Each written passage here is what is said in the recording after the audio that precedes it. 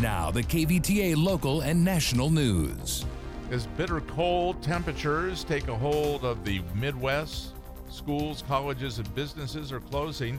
ABC's Ryan Burrow reports from Chicago.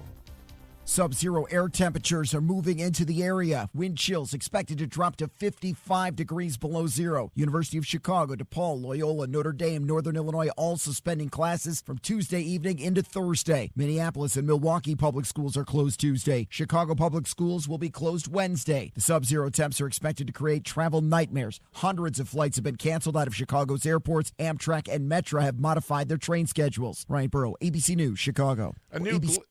A new glitch affecting FaceTime was discovered overnight. The glitch allows users to eavesdrop on your conversations and access your camera even if you don't answer your phone.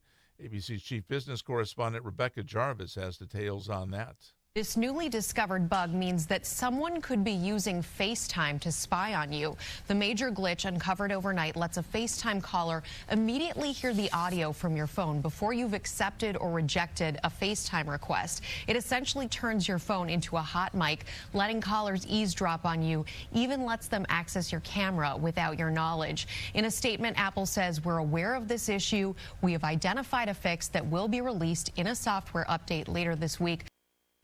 There are new fears about the growing measles outbreak, a state of emergency declared in Washington state as the number of confirmed cases continues to grow. ABC's Matt Gutman reports from Vancouver, Washington. This outbreak is expected to grow largely because of the exposures at the Trailblazers Arena and at the airport. I'm told there could be dozens of people walking around with the measles whose symptoms have not yet presented. Now, the measles is spectacularly contagious. It can linger in the air for 2 hours after an infected person has left the room. It's one of the reasons that we've seen the number of cases nationwide triple just since last year.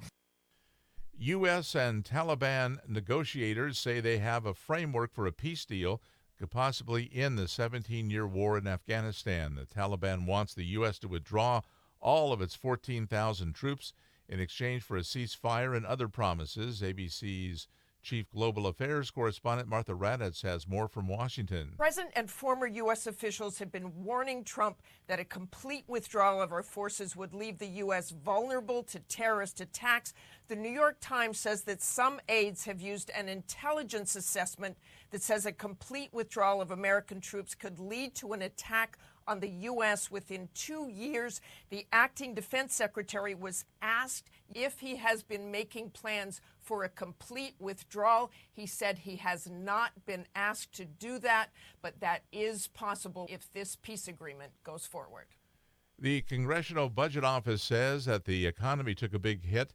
In a report Monday, they said that it was probably an $11 billion loss to the economy, $3 billion of that in permanent damage that we'll never see again. This is because of the government shutdown. ABC's Ann Flaherty says the shutdown also cost the president politically. Trump's biggest accomplishment was passing the tax bill in 2017. We now have the IRS kicking off tax season on Monday. I think that what they told Congress was it's going to take them a year to catch up. It also really hurt the ability for immigration courts to process asylum seekers. That means that people who are in the country seeking asylum will actually get longer time inside the country before they're deported if their claim is considered invalid. The White House has disputed the Congressional Budget Office's report. The end of the longest ever government shutdown is a relief for officials at Ventura County's 2 national parks. Scientific research ground to a halt, and the visitor centers were closed during the shutdown. Channel Islands National Park spokesperson Yvonne Menard tells KVTA News that they managed to keep the islands open except for San Miguel. We're very grateful for our concessioners who went above and beyond by entering into agreements to provide visitors with clean restrooms and stocked restrooms, as well as to provide information and orientations, and that would include both Island Packers and Santa Barbara Adventures. The shutdown struck the Santa Monica Mountains National Recreation Area just as recovery efforts from the Woolsey fire began. Many areas remain closed due to fire damage, but some have reopened, including the popular trail to Sandstone Peak. The 50th anniversary of the massive Santa Barbara Channel oil spill was recognized by Ventura County State Senator Hannibal Jackson yesterday. She introduced a resolution marking the event that remains the third largest spill in U.S. history, surpassed only by the Exxon Valdez in Alaska and the Deepwater Horizon tragedy in the Gulf of Mexico.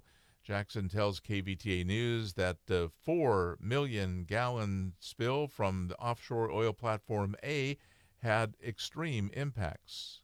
And decimated our coastline, our marine wildlife, and our fishing industry and our economy as a whole. So I think it's important that we recognize these events, that we also recognize the proactive environmental posture that we have pursued since then.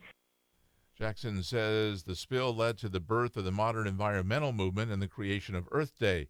Jackson also marked the anniversary yesterday by introducing a new bill to strengthen oil pipeline safety laws. Rich Gualano, Newstalk 1590, KVTA.